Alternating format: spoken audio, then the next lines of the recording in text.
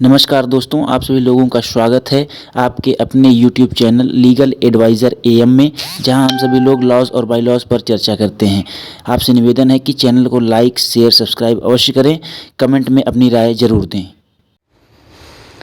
Section 104 of भारतीय न्याय संहिता 2023 की धारा 104 जो कि 2 खंडों में है, जिस पर पिछले 2-3 दिनों में बहुत ज़्यादा डिबेट हुई है, उसके संदर्भ में हम लोग चर्चा कर रहे हैं और देखेंगे कि इसमें क्या प्रावधान किया गया है।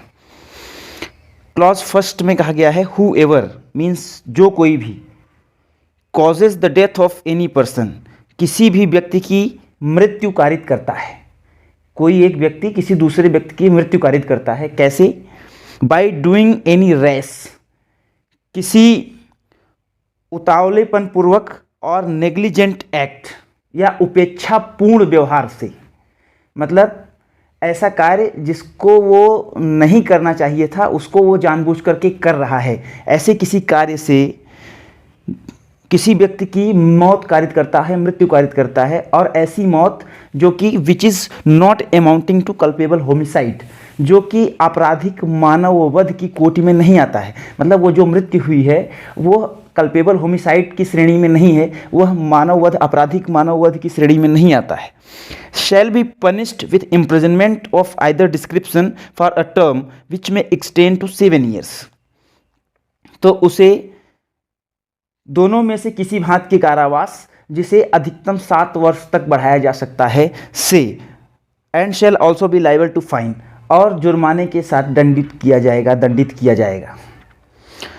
तो आप ये समझिए कि पहली बात तो ये है कि अगर कोई व्यक्ति कोई ऐसा उपेक्षापूर्ण या उतावलेपन पूर्वक कोई ऐसा कार्य करता है जो कि वह सावधानीपूर्वक करता तो ऐसा कार्य नहीं होता, लेकिन वह असावधानीपूर्वक वह कार्य करता है और उसके करने से किसी व्यक्ति की मृत्यु हो जाती है, तो पहली बात तो ये है कि ये धारा 104 ये कहती है कि वह मर्डर और कल्पेबल होमिसाइड की कोटि में नहीं आता है। इसका मतलब ये है कि यह इंटेंशनल नहीं है, क्योंकि अगर कल्पेबल होमिसाइड या मर्डर की श्रेणी में यह आता, इसमें इन दोनों में से कोई एक शब्द रहता, तो यह मान लिया जाता कि यह कार्य इंटेंशनल हुआ है। तो यहाँ इस बात से जो व्यवस्थापिका है, जिसने कानून बनाया है, उन्होंने स्पष्ट संकेत किया है कि जो कार्य हुआ है वो विदाउट इंटेंशन हुआ है, विदाउट विल हुआ है, उसकी इच्छा नहीं थी, लेकिन फिर भी उसने जो कार्य किया उसमें उसने सावधानी नहीं बरती, तो उसको जो दंड मिल रहा है वो उसके कार्य में लापरवाही बरतने के कारण हुई चूक के लिए दंड मिल रहा है, जो उसने लापरवाही बरती है उसके लिए। उसे अगर वह उससे किसी की हत्या कायद कर देता है तो फिर यह देखा जाएगा कि उसने जो उसने नेग्लिजेंस किया है, जो उसने रैश एक्टिविटी की है, वह किस हद तक उसको टाल सकता था, कितनी वो एक्ट कितना उसके नियंत्रण में था, कितना उसके नियंत्रण में नहीं था, या ऐसा वह करने के पीछे उसका उद्देश्य क्या था, कि क्या वो 20 लोगों को बचाने के लिए 1 लोगों की जान लेता है, या इस तरीके की चीज़ों को भी विचार करने के बाद तब उसे सजाओं से दंडित किया जाएगा। इसीलिए क्योंकि यह कल्पेबल होमिसाइड की कोटि में नहीं आता है, पहली बात है। दूसरी बात यह है कि whoever causes death of any person by doing any rash और negligent act not amounting to culpable homicide, ये ऊपर खंड 1 तक की ही बात है कि कोई ऐसे उपेक्षापूर्वक कार्य करता है या उन्मत्ततापूर्वक व्यवहार करता है जिसकी वजह से किसी की मृत्यु हो जाती है, और वह मृत्यु जो है वो कल्पेबल होमिसाइड नहीं है, आपराधिक मानववध नहीं है, और ऐसा करने के बाद escapes from the scene of incident, घटनास्थल से भागता है, और fails to report the incident to a police officer or magistrate soon after the incident, या वह उस उपेक्षापूर्ण व्यवहार को पुलिस या मजिस्ट्रेट के समक्ष प्रस्तुत कर में असफल रहता है। मतलब यह है कि वो नहीं बताता है और भागने का प्रयास करता है या भाग जाता है। ऐसी स्थिति में shall be punished with imprisonment of either description of a term which में एक्सटेंड टू 10 years। यहाँ पे भी यह है कि अधिकतम जो कारावास की सज़ा है वो 10 साल है। इस बात को स्पष्ट किया जाना यहाँ पर बहुत आवश्यक है कि किसी भी कानून में जो अधिकतम सज़ा होती है वो उस एक्ट का जो सबसे घृणित रूप होता है, जो ऐसा होता है जो एकदम घिनौना होता है, या ऐसा कहें कि उससे बुरा नहीं हो सकता है, तो उस स्थिति में उसे उसके लिए अधिकतम दंड दिया जाता है। जैसे कि मर्डर के लिए अधिकतम आपने देखा होगा कि 14 साल की सज़ा, 21 साल की सज़ा या लाइफ इम्प्रिजनमेंट होता है। बहुत ही कम ऐसी स्थिति होती है जब उसे मृत्युदंड दिया जाता है।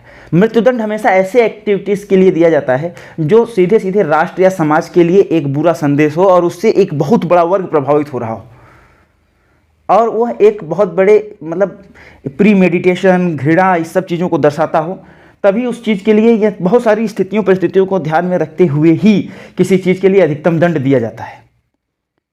और अधिकतम दंड में एक और परिमाप है कि वह ऐसा कोई मामला है जिसमें समाज के सामने एक नज़ीर पेश करनी है, एक दिशा निर्देश रखना है कि अगर ऐसा होगा तो इस प्रकार के दंड का प्रावधान भी है। तो सोसाइटी में डर मेंटेन करने के लिए कोई बहुत घृणित कार्य किया गया है तो उसमें अधिकतम दंड दिया जाता है। अन्यथा भारत में जो न्याय की प्रक्रिया है वो सुधारवादी है। भारत में जो दंड देने की प्रक्रिया है वो किसी को दंड देने के लिए नहीं, किसी को प्रताड़ित करने के लिए नहीं है, अपितु न्याय देने के लिए है, और जो व्यक्ति अपराधी है उसमें सुधार हो, उसके व्यवहार में, उसके विचार में, उसकी आत्मा में परिवर्तन आए, इस उद्देश्य के साथ हमारे यहाँ दंड की व्यवस्था है। तो जो ये ट्रक ड्राइवर्स और ट्रांसपोर्ट एसोसिएशन जो हड़ताल कर रहे हैं, जो इतने दिन से चल रही थी, बाद में फिर गृह मंत्रालय के और तमाम जो आयुक्त हैं परिवहन के, उनके कहने के बाद जो ये शांत हुई है, उसमें मेरा ये कहना है कि जैसे मान लीजिए कि किसी आपने नहीं, किसी दूसरे ट्रक ड्राइवर ने या किसी दूसरे गाड़ी वाले ने आपके किसी घर के सदस्य को, रिश्तेदार को, किसी आपके बहुत करीबी को टक्कर मार दी, और वह व्यक्ति अपने परिवार को चलाने वाला इकलौता व्यक्ति था, तो क्या ऐसी स्थिति में उसे मुआवजा और पुनर्वास देना उचित नहीं है? क्या उसके परिवार को चलाना सरकार की जिम्मेदारी नहीं है? यह सामाजिक न्याय की व्यवस्था के अनुरूप नहीं आता है। तो इसलिए यह बात भी सरकार को ध्यान में है। और तीसरी बात यह है कि देखिए, यहाँ पर कहीं भी फाइन की रकम डिफाइंड नहीं है, और किसी भी दंड संहिता में फाइन की रकम डिफाइंड नहीं होती है। फाइन की रकम हमेशा जो पीड़ित व्यक्ति है उसकी स्थिति परिस्थिति को ध्यान में रखते हुए, उसकी आर्थिक स्थिति, उसकी सामाजिक स्थिति, उसकी पारिवारिक स्थिति, सारी चीज़ों को ध्यान में रखते हुए ही जुर्माने की रकम निर्धारित की जाती है, यह स्पष्ट रहे। इसलिए इस प्रकार का जो प्रोपोगेंडा था कि 7 लाख रुपए, 10 साल की सज़ा, ये इसमें देखिए नहीं है। इसमें 7 साल की अधिकतम सज़ा है, 10 साल की अधिकतम सज़ा है। और अधिकतम सज़ा मैंने आपको जैसे स्पष्ट किया तभी मिलती है जब कोई उसका एकदम एक्सट्रीम रूप हो उस अपराध का, तभी आपको एक्सट्रीम सज़ा मिलती है। तो इस बात में बिल्कुल भ्रम में न रहिए कि कोई स्पष्ट रूप से यहाँ पर ये कहा गया कि इतनी सज़ा मिलने वाली है या ये होने वाला है। तो आप इस बात को ध्यान में रखिए और इस प्रकार से व्यवस्था में किसी प्रकार के प्रोपेगेंडा में मत फंसिए। और यह एक प्रकार का सरकार के विरुद्ध कही जाने वाली की साजिश थी। और जब भी सरकार कोई नई व्यवस्था लागू करने का प्रयास करती है, कोशिश करती है कुछ परिवर्तन करने की, तो जो विरोधी ताकतें होती हैं, जिन्हें भारत के नागरिकों के आगे बढ़ने में, भारत के नागरिकों को कोई विशेष अधिकार मिल जाए उसमें आनंद नहीं आता है, तो वो ऐसे प्रोपेगेंडा में लोगों को उकसा करके इस प्रकार की हड़तालें करते हैं। जैसे किसान वाले में हो रहा था, इसमें भी हो रहा है। तो यहाँ पर आपको मैंने स्पष्ट दिखा दिया है कि जो वहाँ मुद्दे थे उन मुद्दों में कोई दम नहीं था, क्योंकि वो मुद्दे यहाँ से रिलेट नहीं होते हैं। तो निश्चित तौर से यह आप वीडियो देखेंगे तो अन्य लोगों तक पहुंचाएंगे और लोगों तक यह जानकारी पहुंचेगी कि यह कानून में क्या प्रावधान किया गया है और लोगों में क्या नैरेटिव सेट किया गया है। धन्यवाद।